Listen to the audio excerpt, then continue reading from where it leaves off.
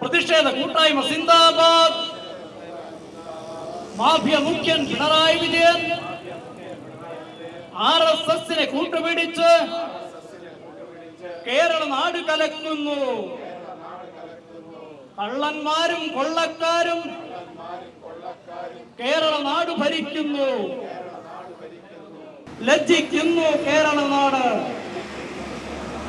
വീണമോളെ രക്ഷിക്കാൻ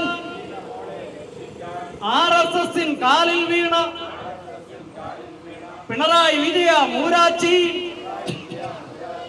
നാണമുണ്ടോ നിങ്ങൾക്ക്? കോൺഗ്രസ് പാർട്ടി സിന്ദാബാദ്, കോൺഗ്രസ് പാർട്ടി സിന്ദാബാദ്, പ്രതിഷേധ കൂട്ടായ്മ സിന്ദാബാദ്. മണ്ഡലം പ്രസിഡന്റുമാര്, അതുപോലെ തന്നെ ബൂത്ത് പ്രസിഡന്റുമാര്, യൂത്ത് കോൺഗ്രസിന്റെ നേതാക്കന്മാര്, മഹിളാ കോൺഗ്രസിന്റെ നേതാക്കന്മാര്, പെൻഷനേഴ്സ് അസോസിയേഷൻ നേതാക്കന്മാർ ഉൾപ്പെടെയുള്ള ഈ കൂട്ടായ്മയിൽ പങ്കെടുക്കാൻ എത്തിയിരിക്കുന്ന മുഴുവൻ ആളുകളെയും ഈ യോഗത്തിലേക്ക് ഹാർദമായി സ്വാഗതം ചെയ്തുകൊണ്ട് ഞാൻ എന്റെ വാക്കുകൾ അവസാനിപ്പിക്കുന്നു. ജയ് കോൺഗ്രസ്. ഈ സർക്കാരിനെതിരെ ഒരു പ്രതിഷേധ കൂട്ടായ്മ സംഘടിപ്പിച്ചിരിക്കുകയാണ്. അതിന്റെ ഭാഗമായിട്ടാണ് കൊട്ടാരക്കരയിലും ഇതുപോലൊരു പ്രതിഷേധ കൂട്ടായ്മ നടക്കുന്നത്. ഇന്ന് കേരളത്തിലെമ്പാടും ഈ പ്രതിഷേധ കൂട്ടായ്മ വൈകിട്ട് 4 മണിക്കാണ് നടക്കുന്നത്. എന്നാൽ ഇന്ന് കൊട്ടാരക്കര രാവിലെ 10 മണിക്ക് കൊട്ടാരക്കര താലൂക്ക് ഭരണസിരാ കേന്ദ്രത്തിന്റെ മുന്നിലാണ് ഒരു പ്രതിഷേധ ധർണ നടക്കുന്നത്.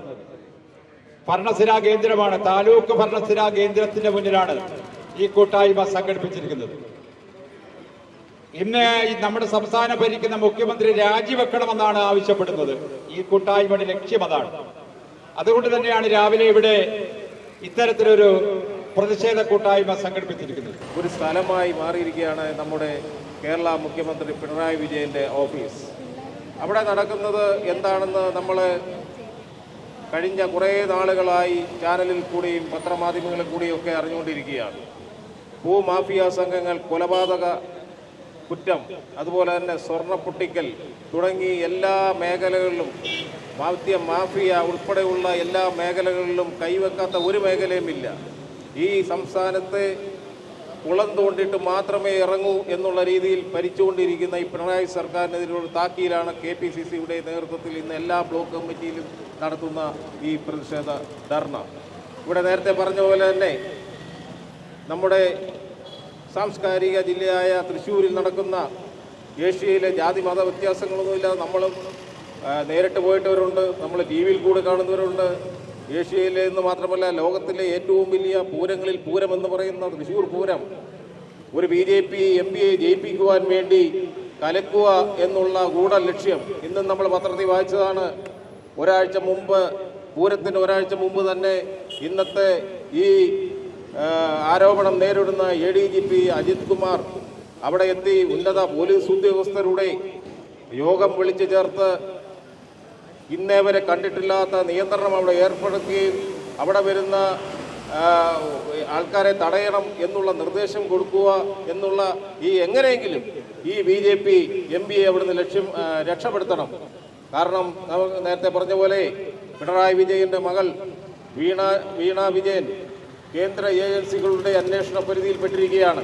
ആ അന്വേഷണം കൂടുതൽ നടത്തിക്കഴിഞ്ഞാൽ വീണ വിജയനും അകത്താവും, കേരള മുഖ്യമന്ത്രി പിണറായി വിജയനും അകത്താകും എന്നുള്ളത് കൊണ്ട് അതിൽ നിന്ന് രക്ഷപ്പെടുവാൻ വേണ്ടി RSSന്റെ നേതാക്കന്മാരുമായി കൂടിയാലോചന നടത്തി ഈ പാർട്ടിയെ, CPM എന്ന് പറയുന്ന പാർട്ടിയെ RSSന്റെ മുമ്പിൽ അടിയറവ് വെക്കുവാൻ വേണ്ടി മാത്രമാണ് പിണറായി വിജയൻ ഇവിടെ ശ്രമിച്ചുകൊണ്ടിരിക്കുന്നത്. പ്രിയമുള്ളവരെ, നാം മനസ്സിലാക്കേണ്ടത് ഇന്ന് കേരളം ഭരിക്കുന്ന കേരളത്തിന്റെ മുഖ്യമന്ത്രി ശ്രീ പിണറായി വിജയൻ, അദ്ദേഹത്തിന് എങ്ങനെയും പൈസ ഉണ്ടാക്കുക എന്ന ഒരൊറ്റ ചിന്ത മാത്രമായി മുമ്പോട്ട് പോകുന്ന ഒരു ഭരണാധികാരിയായി ശ്രീ പിണറായി വിജയൻ മാറി. അഴിമതി നടത്തുക എന്നുള്ളതാണ് അദ്ദേഹത്തിന്റെ മുഖ്യ അജണ്ട. എങ്ങനെയും പൈസ ഉണ്ടാക്കുക, അതിനെന്ത് മാർഗവും സ്വീകരിക്കുന്ന ഒരു തരംതാണ മുഖ്യമന്ത്രിയായി ശ്രീ പിണറായി വിജയൻ മാറി. കേരളത്തിന്റെ ഈ അഴിമതി വീരനായ പിണറായി വിജയൻ രാജിവെക്കുന്നതുവരെ ഇന്ത്യൻ നാഷണൽ കോൺഗ്രസ് ഈ സമരവുമായി മുൻപോട്ട് പോകുമെന്നുള്ള ഒരു മുന്നറിയിപ്പാണ് ഈ സമരത്തിലൂടെ ജനങ്ങളെയും അതേപോലെ തന്നെ അധികാരികളെയും അറിയിക്കാൻ വേണ്ടി നടത്തുന്നത് എന്നുള്ള കാര്യം നാം ഓർമ്മിപ്പിക്കുകയാണ്. ഓരോ ദിവസവും പത്രത്തിലൂടെ കാണുന്ന വാർത്തകൾ നമ്മുടെ നാടിനെ ലജ്ജിപ്പിക്കുന്ന വാർത്തകളാണ് ഓരോ ദിവസവും വരുന്നത്. പ്രിയമുള്ളവരെ, വയനാട് ദുരന്തം നമ്മുടെ എല്ലാം മനസാക്ഷിയെ മരവിപ്പിച്ച ഒരു സംഭവമാണ്. ഇത്രയും വലിയൊരു പ്രകൃതിക്ഷോഭം ഇന്ത്യയിൽ ഉണ്ടായിട്ടില്ല.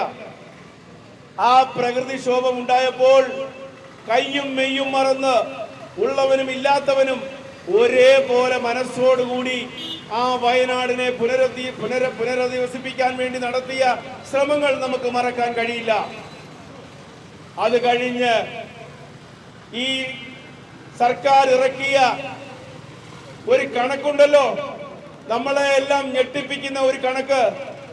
അവിടെ നമുക്കറിയാം, മരണപ്പെട്ടവരുടെ മൃതദേഹങ്ങൾ മൊത്തമായി കിട്ടിയതുണ്ട്, അവരുടെ ശരീര അവശിഷ്ടങ്ങളായി മാത്രം കിട്ടിയതുണ്ട്. അങ്ങനെ മാത്രം കിട്ടിയ ശരീര അവശിഷ്ടങ്ങളെ പോലും ഒരു മൃതദേഹമായി കണക്കാക്കിയാണ് അവിടെ മറവ് ചെയ്തത്.